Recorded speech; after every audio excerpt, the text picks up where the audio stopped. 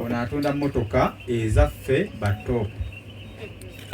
Nawulyako ekibuuzo ekimu temmotoka gipangisa $5,000 naye ng'ate emmotoka ya $850,000. Buli mmotoka gye mulaba omusajja ono yagikola ki? Yajinguza. Era bondi ye eri wali ku Pine wakolera. Era omusajja ono ayagaliza na buli mmotoka yonna gy'alaba nga nnungi ajja n'anzijako gye nnina nampa ennungi ebeere mu ddiiro. So mukyala full figure nnyongera okutegeeza sipangisa ngula.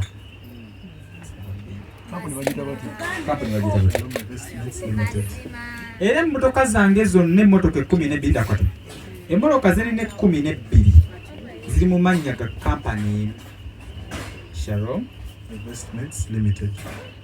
Zonna emmotoka 12 ziri mu mannya ga kampani teyeefuula amane bodani yanzi. Ekirala abamawule muli bangi naye mwena temunjagala. Yes. Teyogera bwotyo. Mulimba kyali bange n'abatali kitegeerekeka. Naye mwena nze mbaagala omulundi gumu. Just mumanye kintu kimu. Gy'okoma okunyigiriza omuntu atuuka ku kisenge. Saawa eno ndi ku kisenge. And I'm sure mwenna abali wano ne wono bakyali wange nja kuyiga wadde mukamoli. Ekyo kiwedde. Neyongera okwebaza mwenna. Siise ebbali. Kubanga amannya ngalina. Tekitegeeza nti mwenna abali wano bannamawule muli bakyali bange temuli. Bakyali bange batiini nnyo, mulimu Kuki, Nambwayo yembeera naye anytime. Byakwagala. Ne bwe ntuula mu ttaka tasobola kunkuba kifaananyi nga ntudde mu ttaka. Naye mummwe abali wano mulimu abali willing okukola nga nnyonoonyi. Wabula mbategeeza ekintu kimu nti mubikole nga mumanyi nti mulina obujulizi. Singa nakukwatako sijja kukutta complete. Singa nakukwatako bulungi bwe nti oba gwe Kuki oba gwe gwani oba gwe Teewo ke nakwatako bulungi bwe nti sijja kukutta and I'm sure obwola ne bunaaboggola emirundi 10 nga nkukutte bwe nti sijja kukutta. Ekyo tukiveeko. Mwebale nnyo okujja ku mazaalibwa gange amanya doze mtiwa Don Chris oba Asimwe Christian. Njagala okubanjulirayo omwami omu bo babiri wali wayitibwa Ndawula akabwa kange kandawula ne manager Busobozi Fred kole kubo wano ku badde nsaba mujjeko wano abantu babalabe. Ono mwami ntutte ebbanga ddene nga buli lwenkola interview mwogerako gwe mulaba wano ayitibwa Busobozi Fred. Ye mwami gwe nakolanga naye dde nnyo mu marketing ya Airtel oba ya kampani y'amasimu. Nakolanga naye jangu sebundawo twalinga ffenna n'omwami ono naye ogezze olubuto wabibuuka twabeeranga ffenna wakati omwami ono nange ne manager waffe. Ono yali mukama waffe ebbanga ddene emabega ayitibwa Busobozi Fred. Saba babuzeewo katono nnyo. Good evening everyone once again. Mwebale nnyo okwagala muganda wange mutabani wange nga bw'abagambye ebisinga abyogera nnyo mu interview era buli kyabagamba kituufu. The journey has been long kusigenda bidamu. You've been listening to all the interviews. Thank you. Yanza nnyo ne kuweddirayo. Ono omuyita Ndawula era mba muwulira mu interviews nga akabwa kempita kandawula. Just mukwano gwange naye sowooze ku bantu ogenda. Kyenyiza bagamba kimu yenze omwami makanika akanike emmotoka z'omwami ono era neeyamye okuzikanika paka lwanazikoowa. Mwebale nnyo. Kale nsaba kusinzira wano wennyini mpite omukyala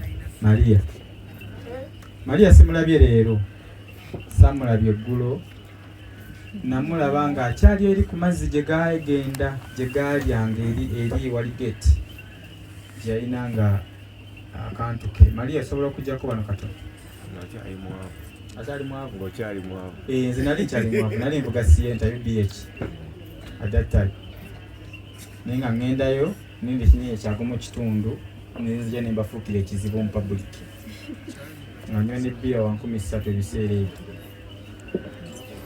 So n'omukyala Sophie Love kubanga singa si Sophie Love maybe temwandindabye kyensuubira okugambayo.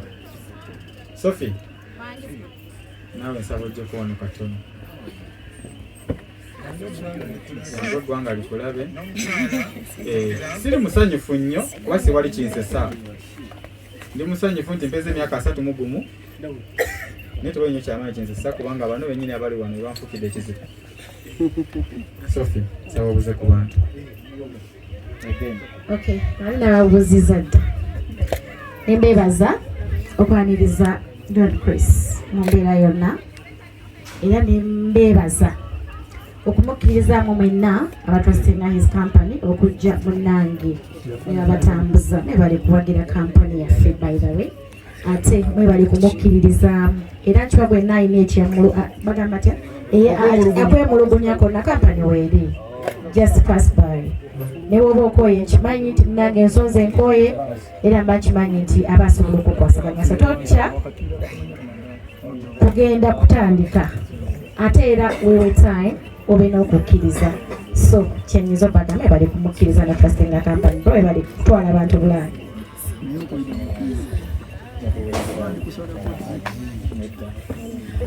Omukyalo ono yewa Maria's Lounge and Restaurant ekyennyanja. Ebiseera ebisinga yasobola okumanya nti kati ndi sirina ngaasooka onkola engege eyo olene kati ebyo mbikozeseekokko yakudda nkusasule saba obuze ku bantu. Baniriza mwenna abazze birthday ya Doni mwebale mwagala mwebale kujja nze bampita Maria. Mwebale ku kifumba. Kakati nina ne mukulu wange Bobby Brown naye tulina engeri tewali buzibu gwensinga okubeera naye mu mbeera yonna ey'obwavu oba ey'okubamu ne kasente ne skuuta kyose mu budde naawe ereetaano omutwe gwo abantu bakulabe kubanga abantu beebuuza skuuta bamwagalako ki onange skuuta ono mulaba asinga emitwe 100 gy'ogenda okusinkana eyo ng'oyite sittama kuba teringasa asinga emitwe 100 egiri eyo. Ekisajja kino kyemulaba kiri luyo bweba love alina true love bwekuba mutima mulungi alina omutima mulungi mukama yandimuwadde ku ssente at least n'abeera bulungi okusinga kaawe kubanga alina omutima mulungi. Basebali banyabo tubaaniriza ku makula gano nze ngeyitira 3 kubanga si kyangu gatokako naye obubaka bwange bugamba nti abatwagala tubaagala abatatwagala naffe tetubaagala ate tujja kukola ekisoboka kyonna okubanga tetubaagalira ddala. Mukama wawe mukisa ng'ogimuze muzeewo. Amina. Bala bataliiwo. Bobby Brown ayibuza ku bantu katono nnyo tuyitemu. Okay, amanya ndowooza nze Bobby Brown ndi mukulu wa Chris oba Don Chris nze nyeyongera obagamba mwenna bweyayogera akantu ku Don Chris nga kabi nze boy ndi bokisa wadde ndi comedian nakolamu nja kusala ku street kubona asobola okunzija eruzira nja kukyusa oluba so byemwogera mukendezeeko ng'ogyeko ebyokuba nti mbalumba ku social media ebyaddala nja bakuba nze mbabuulire waliwo kagayika ennoonya. Kagame muliri eddoboozi. Okay, nze mukulu wa Don Chris era nkwagala nnyo muganda wange kyonna kyonna ekiro kyonna ffe tulyatambula naawe akuba wandese notwala kiri kikyalo ekyo kino ekivawo. Njagala okuyita Shifula ne ttiimu yo katono nnyo dakiika emu tugenda ku keki kakalevu kakalinga kambuzi nakambuzi kalinga kambizi kawango bwe kati.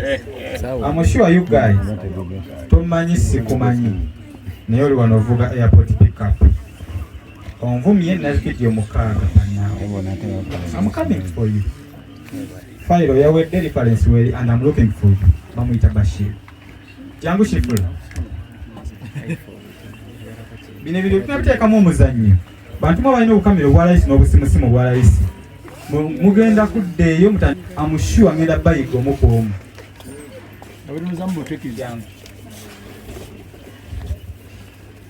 Eno ye ttiimu ya Shifula gy'akola nayo.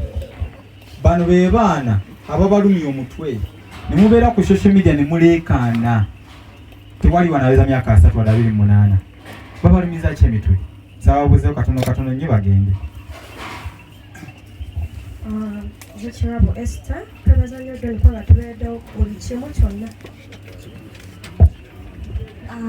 Ankoshifuwa dyamulajo naye nanfukamira bambi John Chris neyanseetemberera Mukama akudduzeewo bambi neyanziza neyanzeege.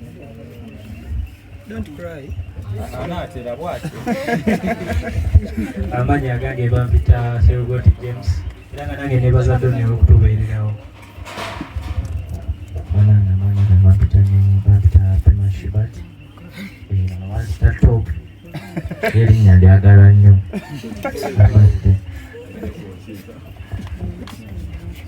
Amanyi agange Sega Henry era nebaza nnyo Top angu tukwebaliza ddala era kubi watuzadde sawa yo tuli wamu naawe kati wafuuse twali ku live luli banyuranga baganda era kitu ekyo njagala kigende mu maaso era tukwebaza okutwanyula mu famire tetujja kusendya.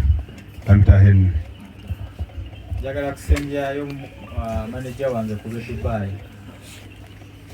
Toli bulungi. So byebyo neyanza nnyo neyanzeege okujja okundabako pozi njagala kwanjula mugagga munnange bayira mugagga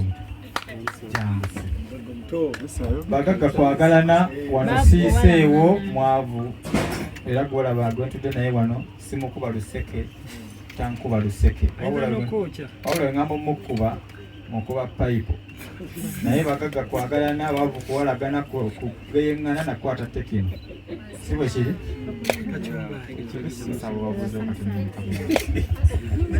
mbalamusiza mwenna bannaabe era ndi musanyufu nnyo olw'okubeererawo omusajja ono. Temukoze kyakabi nnyo, musigale nga mukikola bwe muti. aliwo MC neyanza nnyo neyanzeege olwakadde kammwe Mukama abawo omukisa. Amina ssebo. Abamawulire ng'ajja sinakalango kalina okuyitawo mu mba mwagala okulinnya endeege jasi mugenda ali ku Skype nzibikyani guba gugwa ate era nga nnyongera okubajjukiza ennaku z'omwezi nga 7 omwezi ogw'omwenda tugenda kubeera ali ku Jahazi pia tusaabale Silubad High School Headmaster live in concert kagenda kutokota naki ate era Nsanyuka TV ebikuddemu era mbagamba olunaku lwe luno kati sabula sokusoka twekyange mukayala mwana sabula embaga nesimu nayo gitaddemu watch your man. No dash away yo big up my brother from another mother Chris Don the there yeah man alongside me brother here so tuvimbe mwana time ya kuvimba kaya ate tugenda kugwera ku Jahazi kyekimu kati awo muzembera nemakudde emmereriwa Chris Zakubanga by your side always abakuchawa nange mbachawe newalipanga ntoli mubitata nebakuleta wendi nga olinganga gamba nti nimba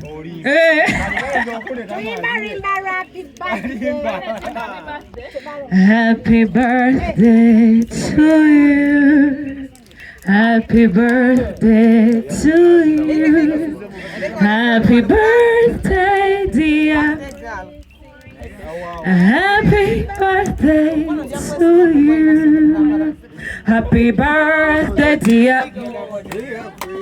Happy birthday, dear Tofu. Happy birthday to you. Happy birthday. Happy birthday, dear Tofu. 31, 15, 10, 8, 7, 6, 5, 4, 2, 0.